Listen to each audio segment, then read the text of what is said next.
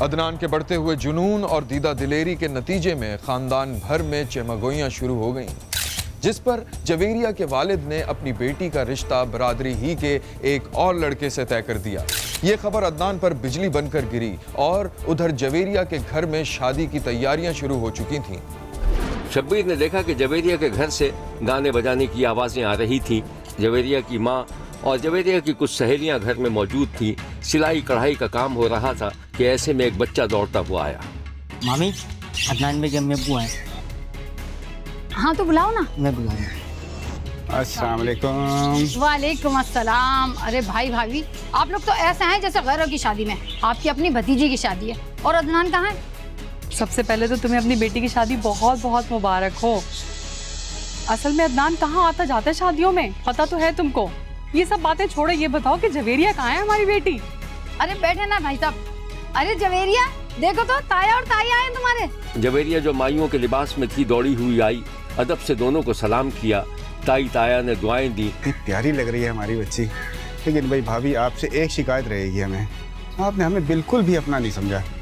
अगर अपना समझती तो आज जवेरिया बेटी हमारी बहू होती। अरे भाई साहब, ये तो सब किस्मत की बात है। क्यों भाभी?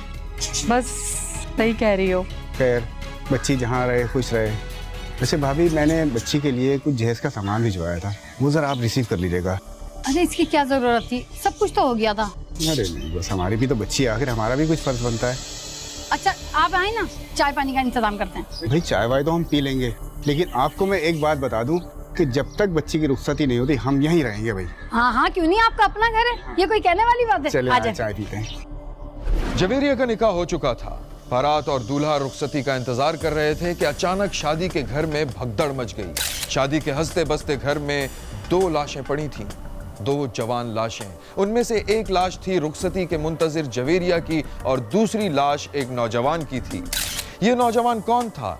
शब्बीर ने जब नजदीक जाकर देखा तो पता चला कि जवेरिया का कजन अदनान था, जिसने जवेरिया को गोली मारकर खुद अपना खात्मा भी कर लिया था। ये है जवेरिया की वो तस्वीर जब वो अपनी रुखसती की मुंतसिर थी, और ये है वो नाम निहाद आशिक जिसने यकतरफा इश्क की नाकामी पर एक शरीफ लड़की को मौत के घाट उतार दिया था।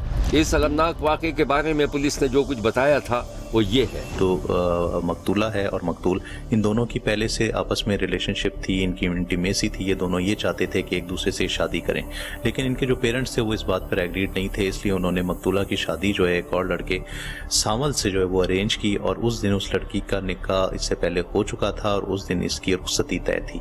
जब कातिल अदनान को इस चीज़ की खबर हुई तो वो वहाँ पर पहुँचा और उसने इस लड़की का भी मर्डर किया और खुद सुसाइड जो है वो कमिट की।